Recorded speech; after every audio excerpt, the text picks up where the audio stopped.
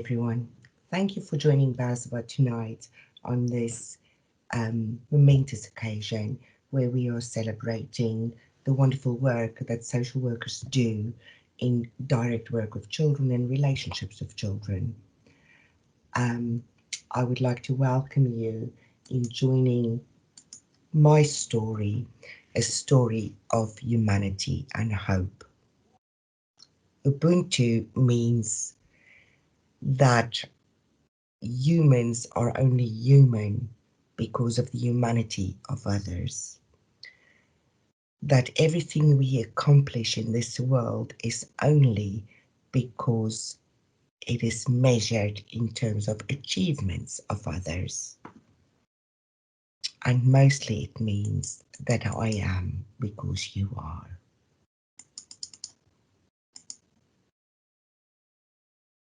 I started my career in 1997 in South Africa, and I've always worked with children, with their families, and across all areas of abuse. I came to England in 2004, and I've since worked in various social work teams across the board um, in different capacities. And it's always remained my absolute dream that every child must have and should have a permanent home and a forever family. My name is Heidi Henderson. I'm the head of children in care and children's resources in Dudley. I am responsible for around 600 children, their carers, their residential placements, um, their social workers, their supervising social workers, as well as all the other people who support us to do our job well. I would like for you to just take a moment and think back to the year 2000. Can't believe it's 20 years ago, but 20 years ago, South Africa, where I was born, was in a very different position from today. So, for those people who remember, Madiba was our first democratically elected president. We all had stars in our eyes. The sky was the limit, really, and it was a time of great innovation. I think personally that innovation is very often um, driven by need. The country was very poor. Um, we've had massive unemployment and poverty rates. About 70% of the population lived in absolute poverty. So when I say absolute poverty, I mean people did not have running water, they did not have electricity, and the roads to and from where they lived were really, really poor. Most people did not have just the basics to live on. You might still also remember that it was tropical cyclone Elaine, which is why I've got the little baby there. She was the little girl who was born in a treetop in Malawi, or sorry, in Mozambique that year. Her name is Rwanda, I remember. Um, At the time, it says that more than 150,000 people were in immediate danger from lack of food and disease. So we had cholera and we had homelessness, and it was just really, really dire. The Truth and Reconciliation Commission under Desmond Tutu had just come to an end, and it was handing over, after all its good work, to the Institute for Justice and Reconciliation. Our national football team, Bafana Bafana, took part in their first ever World Cup. Less celebratory, Hansi Cronje, who was the captain of the cricket team, alongside other people, were accused of match fixing in India. Our health minister, Nkosazana Zuma, um, was in post, and whilst children under the age of 5 had the right to free medication, free medical treatment. Um, in very poor rural communities where I was based, those hospitals were so deprived and so empty of stock that children did not get even the basics at their local health centres and hospitals. It was also the time when the AIDS pandemic was in the height of its destruction. So many people died. It killed predominantly black people. It killed predominantly poor people. And it killed people who didn't have access to resources. It was also the year we launched Millennium Home of Hope. Now, Millennium Home was a transitional home, or is, I have to say, they still exist. It was the brainchild of the management board of trustees of the White River Child Welfare Society, where I was working at the time. And we had a different satellite project that was called the Mose Klango Healthcare Centre, and that was already in operation, looking after young people who were exploited, criminally and sexually exploited on the streets, and who were living on the streets. And we roughly adapted the model to look after babies, so really focusing on children 0 to 5 years old who were afflicted with HIV and AIDS. So not all our children had HIV and AIDS, although the vast majority did, I would say about 80%. But the aim of the whole model is permanence. We opened our doors a little earlier than planned because Siatrala, which means this is the beginning, was found in a bin, and he had nowhere to go. So he became our very first baby. We named him Siatrala. He was also the first to find a permanent home, and he was the first to die. And whilst it's very sad, what was quite nice was when they wrote on his death certificate, they wrote Sialala, and Sialala means first to go to sleep.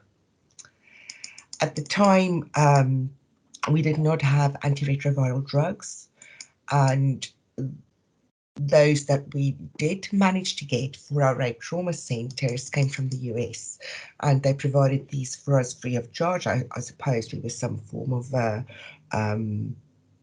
test group for these drugs, which really did come in helpful for people who were raped and abused. But there was Nkosazana Zuma, to be fair, she put a stop to us trying to use AZT or any other antiretroviral drug for any of our children.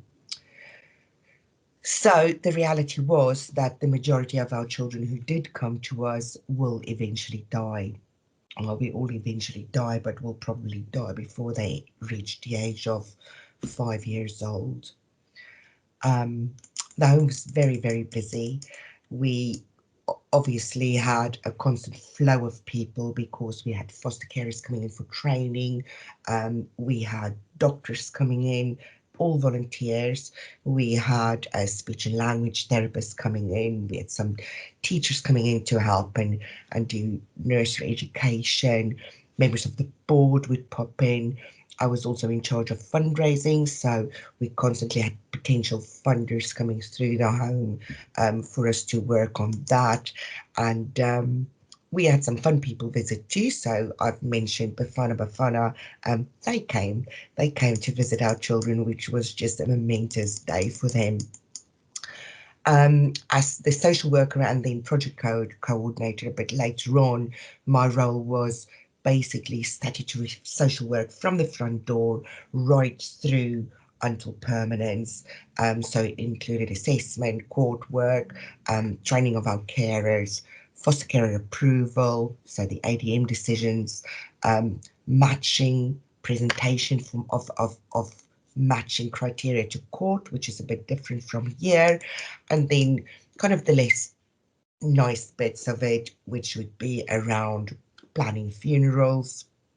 And we did everything from coffining the body to transporting the body to delivering the obituaries. And it was very celebratory, I think would be the right word, because we did celebrate every young life when our little ones died, and lots of singing. There was always singing. So my story today is about Nduduzi. Hundo, um, Hundo and I had a very special relationship. He came to us somewhere between the ages of 18 months and 3 years, and we could never really get his right age. He came straight from hospital.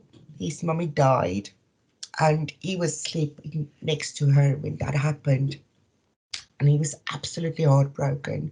It was so hard for Nduduzi to just accept love. He just didn't want anything to do with us. Um, his mum spoke Shangani rather than Siswati or Zulu, which was the predominant language in the area where we live. And what people told me is that there was traditionally quite a difficult relationship between the Shangani and the Sisutu people. Before Mundo's mum died, she did give us his name. He did not have a birth certificate. We did not have a name of a father. He was born on a farm where his mum worked. And whilst we usually employed what we call the bush telegraph to find connections for our children, none of those were around for us to trace anyone for Mduduzi. So no one could help us with Mundo's life story. I just want to say that that is not Nduduzi. It is just a picture I found on the internet. Right. So when we start thinking about placing children for permanence, and you will all know this, we look at resilience factors for children, and Mundo had very few resilience factors. His attachment was really, really strong to his mum, and we could see that he was clearly a very loved little boy. Um, because he spent all his time on his mummy's back, so I included little examples of how that would have looked for Mundo working with mum in the field. His upper body developed really, really well, but from his middle downwards, there was absolutely no development, which may have been just as weak as a, I would say, newborn baby, few months old. Ndo could not crawl, he could not walk, he could not use his legs, he could not even kick the blanket off, for example. He just had no muscles there at the bottom, and obviously that also affected his back and his general movement. He looked completely out of proportion, so he had this massive big head, and this upper body you could do a little bit of stuff, but the lower body, because the you'll see probably more like that one, how the blanket would hold from the middle of the back, stuffed into this blanket on Mommy's back. So she was clearly a lone carer. There clearly wasn't anyone around to help her. Ndo was in a really terrible state. His skin was so dry and neglected. He had rotten teeth, or rotten gums, I would say. He was very quiet, watchful, and really terrified.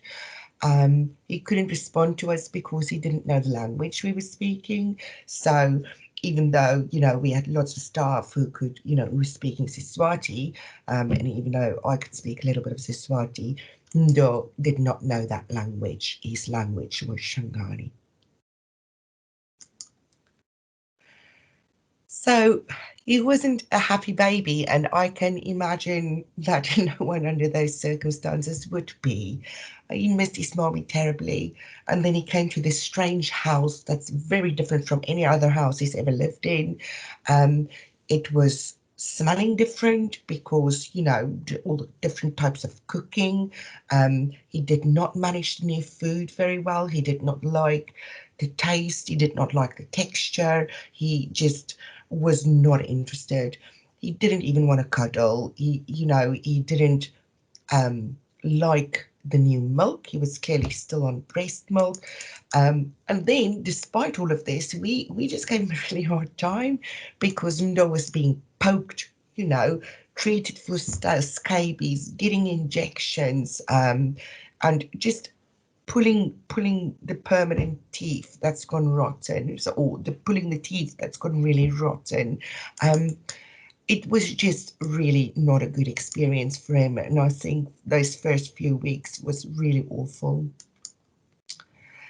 So I want to talk about our relationship, and to introduce that, I want to just remind us of how we used to sing.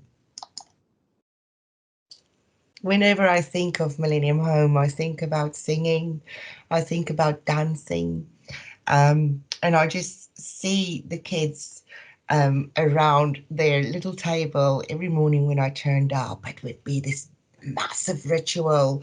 You know, I would knock on the window and shout, Tembeni, ufuna mafiski, and then Tembeni would come and she'd give me the key, and I come in, and they were all sat around the little breakfast table, and then we would do high five, low five, baby five, cuddles, you know, and right round the room with all five. We only ever had 6 children at any given time in the home, but then right round, even with the tiny little babies, we're like, high, low five, baby five, and everyone's giggling, and then we have a song, and you know, eventually Heidi gets off to her office to do some work.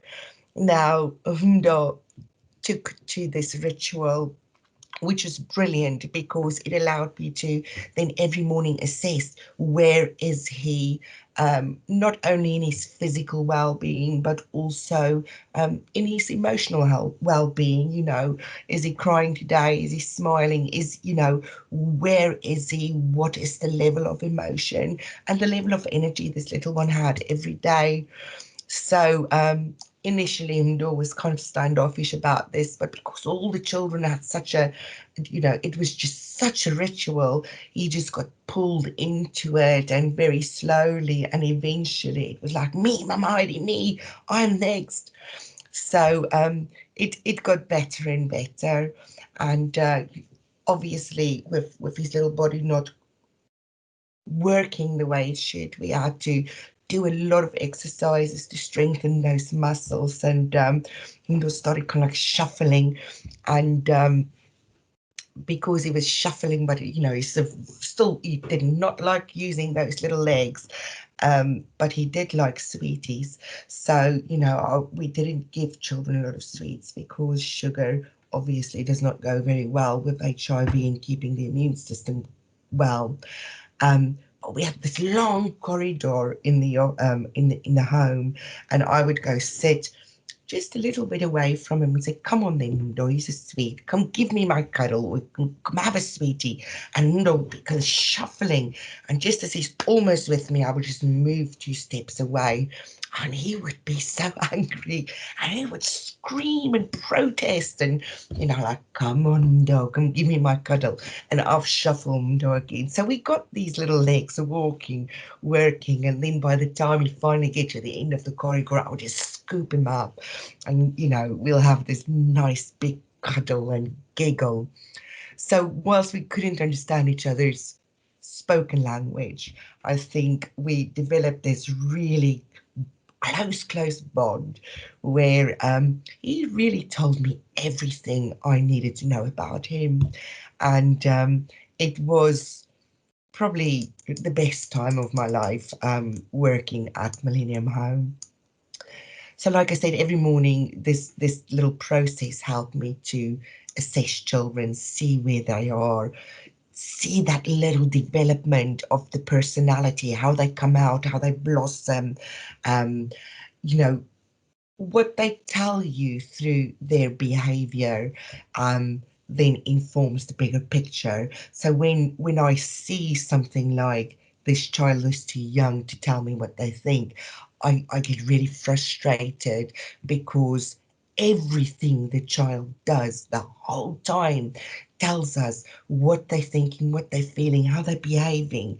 It's just a matter of spending that little bit of time and getting to know the personality that tells you so much without any words.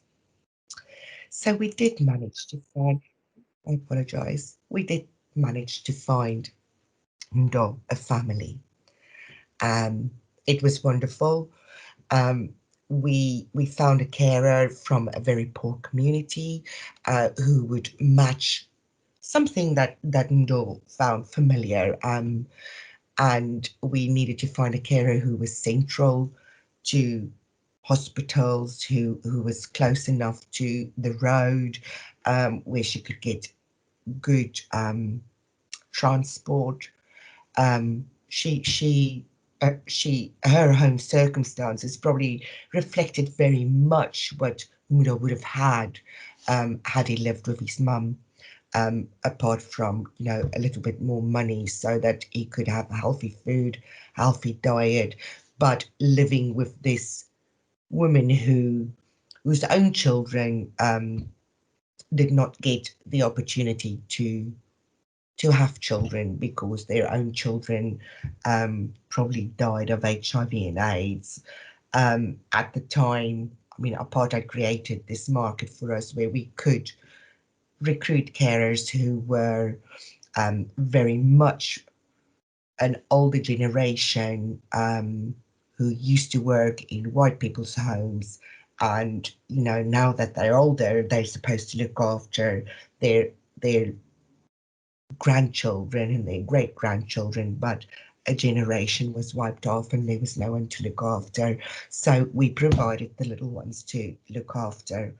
And the carer was close to where Serkala's granny, Nana lived, his mum.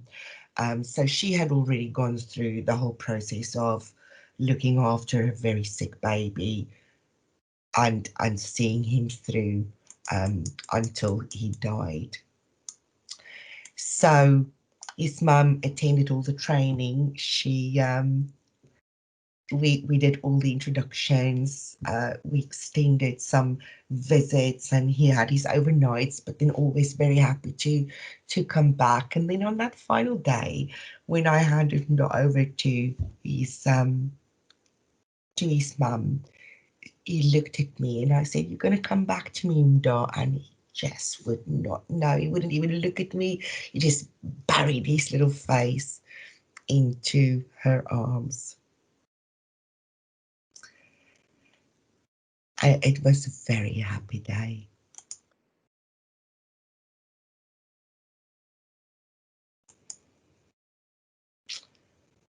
We cared for Hundo. We provided aftercare to all our carers, and we provided aftercare to Hundo until he died.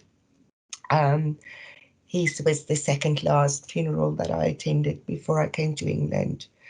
And I would like to thank you for being here with me and for sharing this wonderful story.